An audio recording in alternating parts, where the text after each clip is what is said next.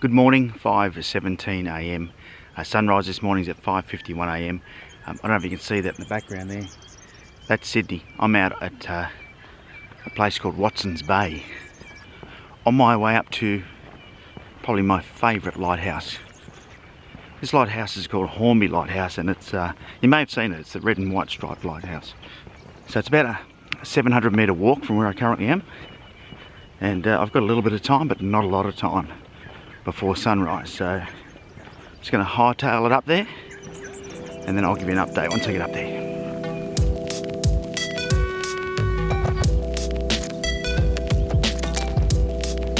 Alright, we're just about there. See if I can show you where we are. That there is the lighthouse keeper's cottage, and if you have a look just up here, you can see the lighthouse flashing. You can see that. There it is. And that is where we're heading.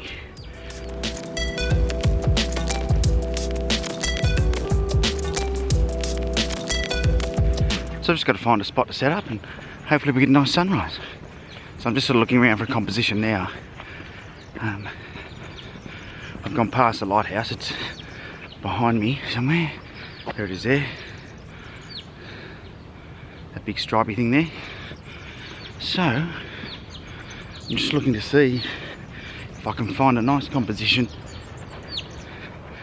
Hopefully we'll get some nice light, and we'll be rewarded with our getting out of bed real early. We'll be rewarded with a nice shot. Well, I think I found a nice composition, and it's a composition I've used before, but there's not a lot of options down here because there's not a lot of room behind the lighthouse. It was a bit of a gamble coming down here this morning. I looked at the weather last night before I went to bed and said there was a 90% chance of showers, and typically in Sydney, if there's going to be showers, it's on the coast. So, you know, looking at the sky, there is a bit of low cloud around. What time is it now? It's 5:36, so we've got about 15 minutes before sunrise, so I don't have long to set up, so I'm going to have to stop jibber-jabbering and get the tripod and everything set up. But I think I think it could be a good morning, and you know, I always like a bit of cloud in the sky, so I'm looking forward to shooting for the first time in about 5-6 weeks a sunrise where there's some cloud in the sky, and hopefully we get a bit of colour off that cloud.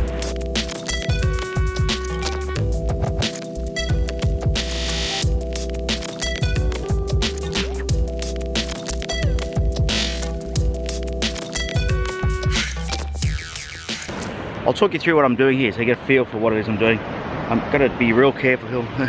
There's a very big drop down there, and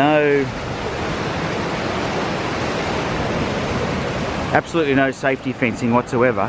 But if you have a look at that, that's sort of the composition that I'm going for. And what I've done is I've put the tilt shift lens on. And the reason I put the tilt shift lens on is that I want to do a panoramic image. So that'll allow me to sort of capture something sort of like, something like that. You know, it's about 10 minutes before sunrise, and there's very little colour in the sky, so I'm really concerned about whether or not we're going to get colour. But you know, it's still a beautiful location, and you know, one of those spots where it's just beautiful to be able to come out and take some photos. 5:47 a.m, 4 minutes till sunrise, and I just don't think we're going to get the colour. I'm going to start taking a couple of shots anyway, just to sort of make sure I'm happy with my composition, but really I'm quite concerned that I'm not going to get the spectacular sunrise that I'd like to get. But this is what landscape photography is all about, you know, is that sometimes you come out and you know, you just get nothing. I think it's a 1 in 10. Anyway, let's see what happens. We've got a few more minutes till the sun comes up. I'm looking out that way towards the sun, and as you can see, there's a little bit of colour, a little bit of hue on the sunrise, or on the horizon out here, but not much at all really. I can be relatively confident that the weather's going to be decent, and there's nothing going to surprise me this morning, just due to the sheer fact of the amount of sailing boats and boats that are heading outside of the Sydney heads here, because pretty much out there the next stop is like New Zealand. So if they're going out there, it usually means the weather's not likely to change in a hurry. What's not happening though is we're not getting the colour that I expected. I've taken a few shots just to sort of get started and get my composition in, and I'll run you through some of my settings just so you get a feel for what it is that I'm doing. The first thing that I always do whenever I come out shooting is I set up my camera usually the night before, and I always shoot on the lowest ISO I can go. So here on this camera, the lowest ISO is 64. And the reason I do that is because the lower you can go, the less artifacts you're going to get, typically graininess in your photo, and you're going to get a cleaner shot. You're going to get a nicer shot if you can go to a real low ISO. That's the first port of call. The second thing I always do is I'm on aperture priority. I always shoot on aperture priority in RAW. I use RAW because that gives me the most amount of ability to fix things later on. And then the other thing I do is auto white balance. You know, then it's about just deciding on the depth of field, which is controlled by my aperture. And because I'm in aperture priority, the camera then looks after the shutter speed. Now, unless I want to do something creative, like for example, there's some water down here, and I might want to make that water a bit, you know, smoother or a bit blurry, so you can see the you know, the movement in the water. If I want to see the movement in the water, then I would go for a slower shutter speed. And if I'm in aperture priority, typically what I would do to achieve that is I would simply just close the aperture up to let less light in, and that'll force the camera to take a longer shutter speed. And because I've got my tilt shift on, and I'll just show you how I use that to shoot a pano. As you can see, I just shift it from left to right and take several images. That's how I use the tilt shift to shoot a pano. But because I've got the tilt shift on, what I like to do is set it in the middle, get a reading, and then I switch it to manual. So I switch it to manual, and then I can change the setting from here to be what I think it needs to be, and then manually I can then shoot. I want the lighthouse light on, so this time you can see the light's on, and then I'll shoot my middle one somewhere there, and then I'll shoot my most extreme right one. So that was the first one, the second one, and the third one, and I'll just stitch those all together in Photoshop.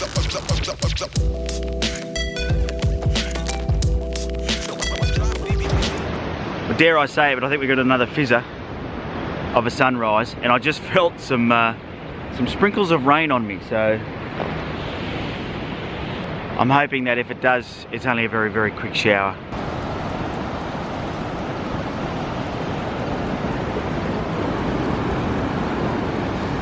Just doing a time lapse. This little thing here is one of the best, cheapest little gadgets I ever bought. And what it does is you wind it up, and it's like an egg timer. It sort of ticks away, but as it ticks, it rotates.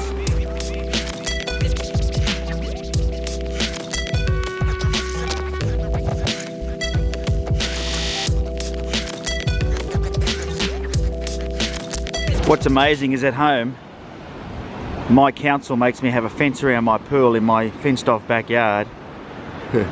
But here, my gosh, that is dangerous. Have a look at that. That is a good, I don't know, 40-metre drop to a sudden death, I'd say. Well, pretty safe to say there's going to be no colour this morning. It's now 6:06 AM, so it's a good 15 minutes after sunrise, and definitely no colour. Well, I remember once listening to Ken Duncan do a speech on what he thought one of his secrets was as a landscape photographer, and he said that he stayed whilst all the other photographers packed up and went home. So I've always encompassed that in my photography, and even though there was no light at sunrise, I've stuck around just in case the light came good. Unfortunately it hasn't, not yet anyway. But I thought I'd take the opportunity to show you my wireless remote, because a lot of people ask about my wireless remote trigger that I use on the Nikon D810. And if you have a look here, you'll see this little aerial here. You can see that. That's the receiver, and I leave that on the camera all the time.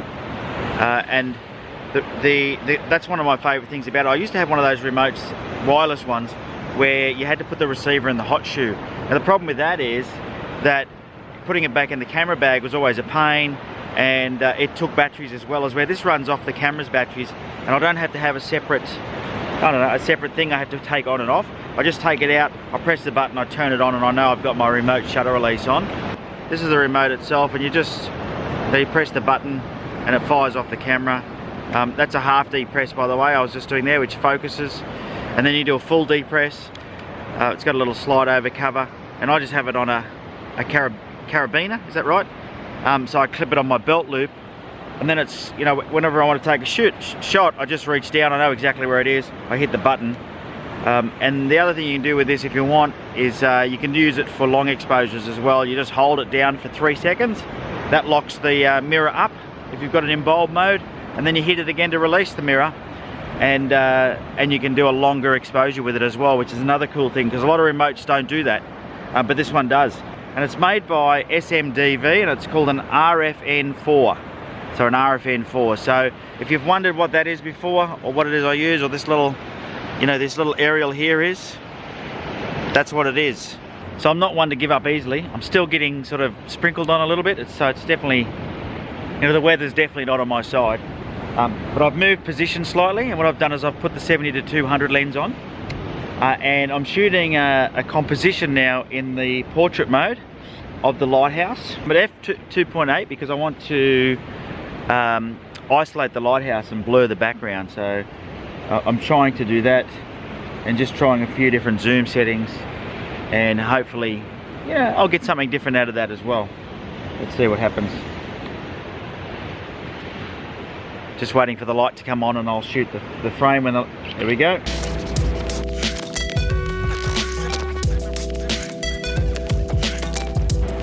Well, I'm going to declare this one over. I'm just dragging it out, hoping for some colour, but I'm like the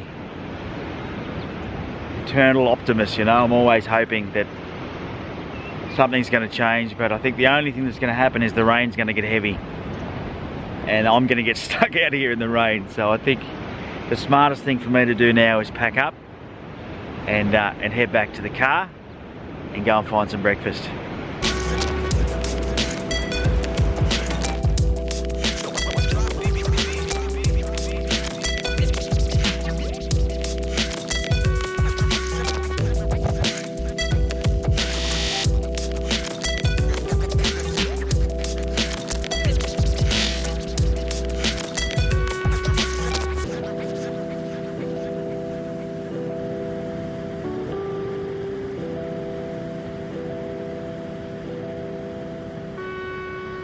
Quick update on the bag. Loving this bag. Got myself a hydration. Just need to work out how to put hot coffee in there now. Maybe beer in the summer. But definitely a good bag. Loving this bag.